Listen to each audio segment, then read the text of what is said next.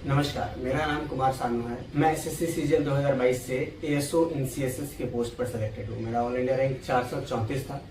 काफी लंबे समय बाद इस चैनल पर वीडियो बना रहा हूँ और उसका पर्पस ये है कि आप सभी जानते हैं सीजीएल 25 का प्रीलिम्स हो चुका है और अब उसकी मेंस की बारी है। नए वेंडर ने जिस तरीके से प्रीलिम्स लिया है, जिस तरीके के क्वेश्चंस पूछे हैं, हालांकि वो डिस्क्लोज नहीं करना है पब्लिकली कि किस तरह के क्वेश्चंस आए हैं, लेकिन जिस तरह से क्वेश्चंस आए हैं उस पर अगर आपको एक बेहतर स्कोर करना है मेंस में, तो आपको प्रॉपर प्लानिंग के साथ पढ़ना पड़ेगा।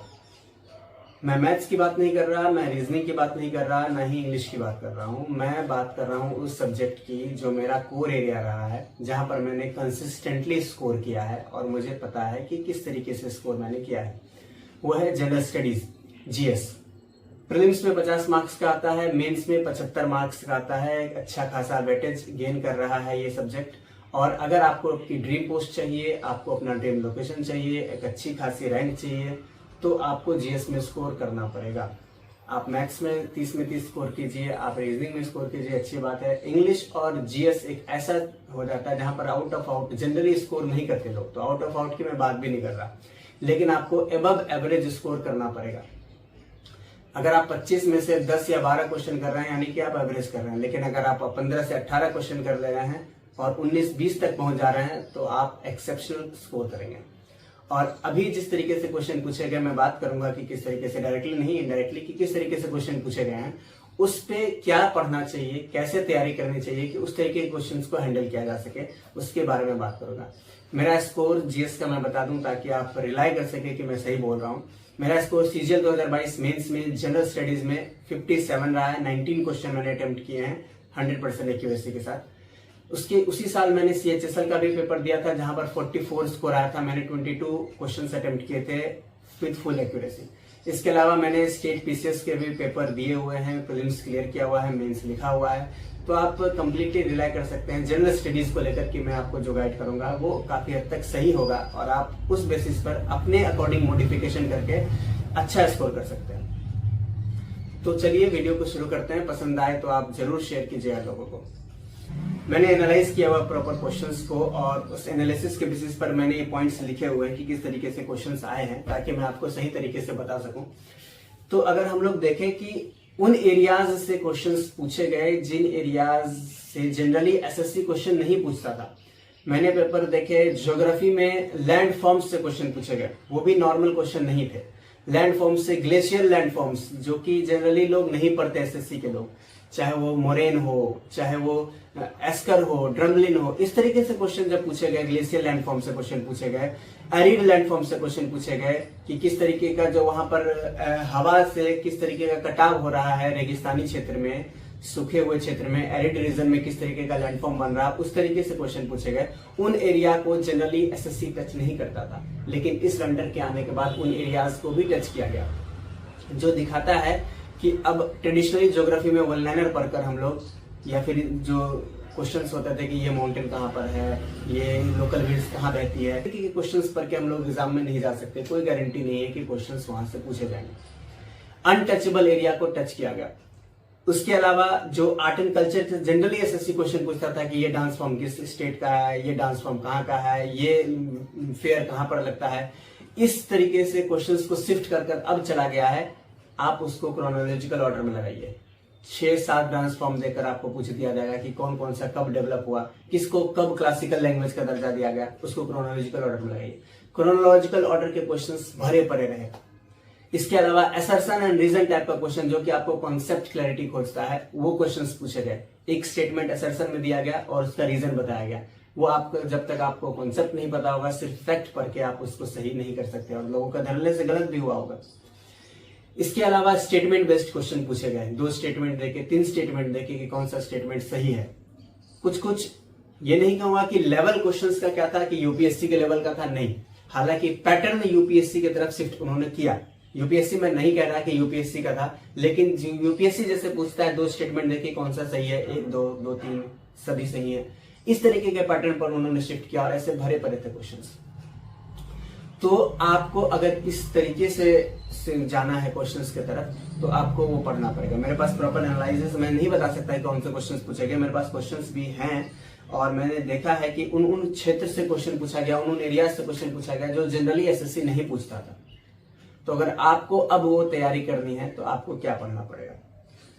तो आपको जो मेन फोकस करना है, अगर मैं सबसे पहले बात करूं कि जो कोर सब्जेक्ट है, हिस्ट्री, ज्योग्राफी, इकोनॉमिक्स, पॉलिटी, तो ये जो कोर एरिया के जो सब्जेक्ट हैं, उनमें अगर हिस्ट्री की बात करें तो हिस्ट्री में जो क्वेश्चंस जैसे थे मॉडर्न हिस्ट्री, मेडिवल हिस्ट्री से जनरली कम दिखे गए, लेकिन मॉडर्न हिस्ट्री में जो क्वेश्चंस थे जैसे कि इंपॉर्टेंट एक्ट्स क्या है, जैसे कि रेगुलेटिंग एक्ट से 2-3 क्वेश्चन, इंडियन काउंसिल एक्ट से क्वेश्चन, इस तरीके के क्वेश्चन पूछे गए। तो आपको मॉडर्न हिस्ट्री पे फोकस करना है। इसके साथ साथ ज्योग्राफी में उन एरियाज पे जहां से कॉन्सेप्चुअल क्वेश्चन बन सकते हैं, जैसे कि लैंडफॉर्म्स हो गए, क्लाइमेट्स हो गए, एटमॉस्फेयर हुआ, इन सभी एरिया से क्वेश्चंस पूछे जा सकते हैं। इसके अलावा जो इन कोर सब्जेक्ट में पॉलिटी में क्वेश्चंस आर्टिकल बेस्ड पूछे गए। जो ट्रेडिशनल क्वेश्चंस है वो तो आए ही हैं, ट्रेडिशनल क्वेश्चंस तो आए ही हैं। मैं ट्रेडिशनल के अलावा बात कर रहा हूं कि किस तरफ उन्होंने शिफ्ट किया है, किस तरह के क्वेश्चंस पूछे गए। आपको उस बेसिस पर क्या करना चाहिए। जो आप ट्रेडिशनल पढ़ रहे हैं, आर्टिकल्स पढ़ रहे हैं, आपको पढ़ना ही है, लेकिन उसमें किस तरीके से आपको शिफ्ट करना है। स्टेटमेंट बेस्ड जब क्वेश्चन पूछा जा रहा है यहाँ पर, तो स्टेटमेंट में आप जो फैक्ट्स पढ़ रहे होते हैं, उन फैक्ट्स को उठाकर 3 स्टेटमेंट बना दिए जाते हैं। साथ ही साथ करंट अफेयर को भी जोड़ दिया जाएगा। फॉर एग्जाम्पल अगर मैं बात करूं, चीफ जस्टिस ऑफ इंडिया अभी नए बने हैं, तो पहला स्टेटमेंट दिया जा सकता है कि चीफ जस्टिस ऑफ इंडिया अभी ये बने हैं, that is a current affair question. उसका दूसरा स्टेटमेंट हो सकता है कि सुप्रीम कोर्ट किस आर्टिकल में है संविधान के। तीसरा स्टेटमेंट हो सकता है कि हाई कोर्ट या सुप्रीम कोर्ट के पावर्स जो है वो कंपेयर किया जा सके। हम सभी ये अलग अलग पढ़ते हैं कि हाई कोर्ट ये कर सकता है, सुप्रीम कोर्ट ये कर सकता है, रिट जुडिक्शन किसको ज्यादा है, हाई कोर्ट को ज्यादा है, सुप्रीम कोर्ट को ज्यादा है, ये सभी हम पढ़ते हैं। लेकिन उन सभी को एक जगह पर क्लब कर स्टेटमेंट में दिया जा सकता है। तो आप जब क्वेश्चन प्रैक्टिस करें या जब आप पढ़ रहे हो तो इन चीजों को पकड़ कर चलें। करंट अफेयर को स्टैटिक से जोड़ने की कोशिश करें। मैं ये नहीं कर रहा कि आप यूपीएससी लेवल पर चले जाए स्टैटिक से जोड़ने के लिए। जब आप पढ़ रहे हो कि सुप्रीम कोर्ट में अभी चीफ जस्टिस ऑफ इंडिया नए बने हैं, तो आप ये जरूर पढ़िए कि चीफ जस्टिस ऑफ इंडिया कैसे सिलेक्शन होता है, या फिर उनका कॉन्स्टिट्यूशनल सिलेक्शन है या नहीं है, कॉन्स्टिट्यूशन में कौन से आर्टिकल में जो है वो सुप्रीम कोर्ट दिया हुआ है, क्या सुप्रीम कोर्ट के ओरिजिनल जुरिस्डिक्शंस हैं। इन सभी चीजों को आप पढ़ते भी हैं, नो डाउट सभी पढ़ रहे होते हैं, लेकिन आपको अब इस तरीके के माइंडसेट से जाना है उधर कि आप ये सोच के चलिए कि इस तरीके से क्वेश्चंस पूछे जा सकते हैं। जो आप प्रैक्टिस सेट लगाइए, 1 लाइनर वाले क्वेश्चंस आएंगे डेफिनेट। मैं नहीं कह रहा कि 25 में 25 क्वेश्चन स्टेटमेंट बेस्ड आ रहे हैं, लेकिन अच्छे खासे अमाउंट में statement based, assertion reason based, chronological based question आ रहे हैं। तो आपको स्टैटिक में इस तरीके से जाना है, जैसे मैंने एग्जांपल दिया कि आपको सीजीआई पढ़ रहे हैं तो किस तरीके से जो है उधर शिफ्ट करना है। दूसरा जो टॉपिक आता है वो हमारा करंट अफेयर का आता है। करंट अफेयर में किस तरीके से, दो ही जो है मेजर एरिया बनता है हमारा, एक स्टैटिक और एक करंट अफेयर। तो करंट अफेयर में जिस तरह का सा फोकस रहा है, जो गवर्नमेंट स्कीम्स पूछे जा रहे हैं वो ये नहीं पूछे जा रहे कि कौन सा स्कीम है, कौन सा लॉन्च क्या नहीं, उसके साथ साथ उसका फीचर्स क्या है ये भी स्टेटमेंट में दिया जा सकता है। कौन सी मिनिस्ट्री उसको लॉन्च कर रही है ये भी दिया जा सकता है। ये सब हम लोग पढ़ते हैं, हम 1 लाइनर अप्रोच के साथ पढ़ रहे होते हैं। लेकिन जब आप कोई करंट अफेयर पढ़ रहे हो, जैसे आप कोई गाइड ही पढ़ रहे हैं करंट अफेयर का, कोई आप क्वेश्चन बैंक ही पढ़ रहे हैं करंट अफेयर का, तो वहां पर जब एक क्वेश्चन दिया गया कि कौन सी योजना जो है ऐसे ऐसे लॉन्च की गई, तो आपने पढ़ा कि ये योजना लॉन्च की गई है। अब आपकी जिम्मेदारी पर्सनली क्या बनती है, अभी के माहौल को देखकर जिस तरह से पूछे जा रहे हैं, आपकी जिम्मेदारी पर्सनली बनती है कि आप उस स्कीम के बारे में एक बार सर्च कर लें इंटरनेट पे। कौन सी मिनिस्ट्री उसको लॉन्च कर रही है, कितना बजट आउटले है उसका, कौन से एरिया पर उसका फोकस है, ये सभी पूछा जा रहा है, जा सकता है स्टेटमेंट में। आप समझ रहे हो मैं क्या कहने की कोशिश कर रहा हूँ। इसके अलावा जो हमारा साइंस का जो टेक्नोलॉजी का एरिया है, इसरो की अगर बात करें, स्पेस टेक्नोलॉजी की बात करें, तो वहां से क्वेश्चंस अच्छे खासे पूछे गए हैं। स्टेटमेंट बेस्ड क्वेश्चंस पूछे जाते हैं, स्टेटमेंट बेस्ड पूछे जा सकते हैं। कौन सा रॉकेट लॉन्च हुआ है, अभी हैवीएस्ट रॉकेट लॉन्च किया गया है, उसके बारे में कि कौन सा रॉकेट है, कितने केजी का है, किसने डेवलप किया है, क्या काम करेगा वो, ये सभी एक स्टेटमेंट में दिए जा सकते हैं। तो इनडायरेक्टली ये हिंट कर रहा हूं कि आपको किस तरीके से पढ़ना है, और आपको इस अप्रोच के साथ अब करंट अफेयर की तरफ भी जाना है कि कोई एक न्यूज आपको क्वेश्चंस के फॉर्म में दिया गया, आप जहां से भी तैयारी कर रहे हैं। आई डोंट नो कि आप कहां से तैयारी कर रहे हैं, कौन से कोचिंग पढ़ रहे हैं। मैं कोई कोचिंग या किसी इंस्टीट्यूट का नाम नहीं ले रहा, या किसी खास मटेरियल का नाम नहीं ले रहा। आप जो भी फॉलो कर रहे हैं उसमें अगर 1 लाइनर क्वेश्चन लिखा हुआ है करंट अफेयर का, तो आप एक बार उस टॉपिक के बारे में इंटरनेट पर जरूर सर्च कीजिए, क्योंकि उसमें से कुछ कुछ फैक्ट्स ऐसे होंगे जो आपको पता होने चाहिए और एक्स्ट्रा, तो आप अपने पास नोट डाउन करके जरूर रखिए। वो स्टेटमेंट में आ सकते हैं, असर्शन रीजन में उसको डाला जा सकता है। ये मैं काफी एनालिसिस के बाद, ये देख रहे हैं आपकी ये पूरा लिखा हुआ मेरे पास, ये काफी एनालिसिस के बाद मैं आपको बता रहा हूँ कि किस तरीके से करना है। तो आप अपने अप्रोच को थोड़ा सा चेंज कीजिए, थोड़ा सा आपको मॉडिफाई करना है। अगर आप अच्छा स्कोर करना चाहते हैं, अगर आप वही जो है 12-10 क्वेश्चन बनाना चाहते हैं, तो नो डाउट आप जिस तरीके से जा रहे हैं ट्रेडिशनल तरीके से, आप ट्रेडिशनल पढ़ते रहिए। लेकिन उन ट्रेडिशनल के अलावा आपको थोड़ा सा एज लेना है अगर, तो आपको इस तरफ जाना पड़ेगा, थोड़ा सा आपको अपने आप को शिफ्ट करना पड़ेगा। मैं पर्सनली क्या कर सकता हूं, आपको रिकमेंड कर सकता हूं कि आप इस तरीके के अप्रोच के लिए क्या पढ़ें। मेरे चैनल पर आप देख सकते हैं कि किस तरीके से मेरे पर्सनल नोट्स बने हुए हैं। उस नोट्स पे बहुत सारे, ऐसा नहीं कि सिर्फ एसएससी यूपीएससी तक के क्वेश्चंस वहां से पूछे जा रहे हैं, और कोई एक्स्ट्रा ऑर्डिनरी नोट्स नहीं है, कोई बल्कि नोट्स नहीं है, वो उससे क्वेश्चन पूछे गए। क्यों मैं बता रहा हूं, क्योंकि मैंने उस तरीके से एनालाइज किया हुआ है उन टॉपिक्स को कि उनसे कैसे क्वेश्चंस पूछे जा रहे हैं, वही उसको लिखा हुआ है वहां पर। तो इस बेसिस पे मैं आपको कर रहा हूं, आप रिलाई कर सकते हैं टोटली कि आपको पढ़ना कैसे है। अब है कि आप कौन से बुक्स फॉलो करें। प्रॉपर एनसीईआरटी आप पढ़ेंगे तो टाइम लगेगा, मैं ये जानता हूं। आप प्रॉपर एनसीईआरटी के पास उसमें से ढूंढ कर निकालना ये भी मुश्किल हो जाता है। लेकिन कॉन्सेप्ट के लिए जो वन लाइनर्स होती है वो आपको ज्यादा मदद नहीं करेगी, आपको एनसीईआरटी की तरफ जाना पड़ेगा। एनसीईआरटी नोट्स जो बुक आती है आप उसको फॉलो कर सकते हैं। मैंने उस समय 2022 में ऐसा नहीं पूछा जा रहा था, लेकिन मैंने उस समय उसको फॉलो किया था। साइंस के लिए फॉलो किया था और ज्योग्राफी के लिए फॉलो किया था। मेरे पास जो है वो बना हुआ है, वो वीडियो आप चैनल पर देख सकते हैं कैसे जीएस मैंने प्रिपेयर किया था। एक बेसिक बुक था और उसके बाद मैंने साइंस के लिए जो एनसीईआरटी नोट्स पढ़ा था। वो बुक काफी अच्छी है, कॉन्सेप्ट क्लियर होते हैं, और उसमें ऐसा नहीं है कि वन लाइनर टाइप का नहीं दिया होता। वन लाइनर टाइप भी रहता है, आपको उससे निकालना आना चाहिए, वो कला आपके अंदर आनी चाहिए कि उससे मैं खींच के कॉन्सेप्ट भी निकालूं और वन लाइनर फैक्ट भी निकालूं। ये कला आपको सीखनी पड़ेगी, थोड़ी मैं मदद कर सकता हूं इसमें अगर आप चाहें तो।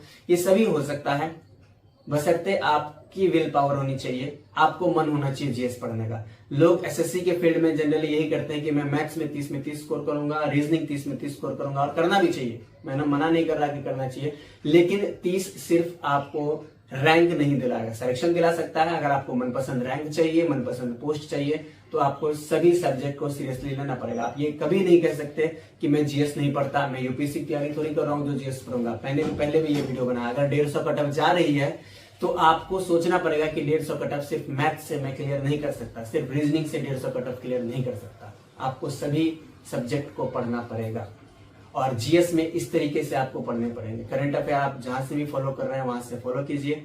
स्टैटिक के लिए आप एनसीईआरटी, एक तो लुसेंट या जो भी बुक आप पढ़ते होंगे वो पढ़ते रहिए। हालांकि मैंने मनोहर पांडे अपने पुराने वीडियो में रिकमेंड किया हुआ है, अरिहंत का बुक आता है, काफी अच्छी बुक है, मोटी वाली जो आती है अरिहंत बुक, वो काफी अच्छी है, आप उसको फॉलो कर सकते हैं। लेकिन आप जो फॉलो कर रहे हैं ट्रेडिशनल के लिए उसको फॉलो कीजिए। साथ ही साथ एनसीईआरटी बेस्ड थोड़ा सा पढ़ना शुरू कीजिए। अगर आपको statement based, assertion reason based, chronological based आपको क्वेश्चन सॉल्व करने हैं। साथ ही साथ जब आप पढ़ रहे हो तो अपने माइंड में ये चीज आप बैकएंड पे तैयार कीजिए कि आपको क्रोनोलॉजिकल ऑर्डर में इसको पूछा जा सकता है, तो आप उसको उस तरीके से नोट करके रखें, या फिर अपने माइंड में उस तरीके से रखें कि इसको ऐसे पूछा जा सकता है। जिस तरीके का आपने क्वेश्चन देखे होंगे, जरूर देखे होंगे, मुझसे ज्यादा क्वेश्चन देखे होंगे, मैं तो ज्यादा नहीं देख पाया क्वेश्चन, आपने मुझसे ज्यादा क्वेश्चन देखे होंगे, आपको बेहतर आइडिया होगा कि जब आप पढ़ रहे हो तो आपको क्या करना चाहिए उसमें।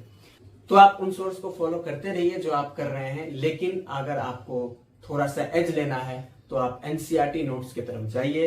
अपने आप का प्रॉपर 1 पेजर नोट्स बना के रखिए। मेरे चैनल पर सैंपल्स डले हुए हैं, आप उसको देख सकते हैं। कम्युनिटी पोस्ट में मैंने किया हुआ है, उसको आप देख सकते हैं। और कोई अगर आपको मदद चाहिए, प्रॉपर स्पेसिफिक जीएस की बात कर रहा हूं मैं, और हर सब्जेक्ट का मैं क्लेम नहीं कर रहा, मैं जीएस का क्लेम कर रहा हूं। अगर आपको और कोई गाइडेंस चाहिए तो आप कमेंट बॉक्स में लिखिए, मैं उस पर वीडियो बनाऊंगा। तो जिस तरीके से क्वेश्चंस आए, assertion reason type, chronological order type और स्टेटमेंट बेस्ड टाइप, ये तीनों क्वेश्चंस के लिए आपको थोड़ा सा फैक्ट से साथ साथ कॉन्सेप्ट की तरफ रिलाय करना पड़ेगा। फैक्ट भी इंपॉर्टेंट है, ऐसा नहीं कि स्टेटमेंट में सिर्फ कॉन्सेप्ट पूछा जाएगा। 2-3 फैक्ट देकर एक 3 स्टेटमेंट बनाया जा सकता है, कौन सा सही है। तो आपको फैक्ट तो पढ़ना ही है जो आप पढ़ रहे हैं, उसके साथ साथ आपको कॉन्सेप्ट की तरफ शिफ्ट करना होगा थोड़ा सा। और ये अगर आपको ड्रीम पोस्ट चाहिए, अगर आपको ड्रीम लोकेशन चाहिए, तो आपको कॉन्सेप्ट की तरफ शिफ्ट करना पड़ेगा। और अगर आप जीएस में स्कोर करना चाहते हैं तो सोलिली आप पे डिपेंड करता है कि आप जीएस में स्कोर करना चाहते हैं कि नहीं कर चाहते। मैं कोई कोचिंग इंस्टीट्यूट नहीं चला रहा कि मैं क्लेम करूंगा कि मुझसे पढ़िए, और लोग वीडियो बना रहे हैं जहां पर आपको बता तो रहे हैं कि ये सब आ रहा है, लेकिन क्या करना है वो नहीं बता रहे। वो बोल रहे हैं कि मेरा कोर्स लेके पढ़ लो। मैं ये भी नहीं बोल रहा कि आप मेरा कोर्स ले लो, क्योंकि मेरा कोई कोर्स नहीं है और मैं कोई कोर्स नहीं बता रहा। मैं जेन्युइन गाइड कर रहा हूँ, आपको इस तरीके से पढ़ना है, ताकि आपके माइंड में ये चीज चले कि जिस तरह से क्वेश्चन पूछा गया है तो उस सब्जेक्ट को हम जब पढ़ रहे हैं तो कैसे पढ़ रहे हैं। आई होप कि ये वीडियो थोड़ा हेल्प करेगा आपको, और अगर आपको और स्पेसिफिक कोई डाउट आए तो आप जरूर वीडियो के नीचे कमेंट कीजिए, मैं आपको रिप्लाई जरूर करूंगा। और एक साथ ढेर सारा अगर डाउट रहा, कोई कॉमन डाउट रहा तो मैं उसके लेकर मैं वीडियो भी बनाऊंगा। तो इस वीडियो में इतना ही। अगर आपको वीडियो पसंद आया हो और आपको हेल्पफुल लगे तो आप शेयर कीजिए, चैनल को सब्सक्राइब कीजिए और अपने डाउट्स को कमेंट जरूर कीजिए। I will be there for you. Thank you.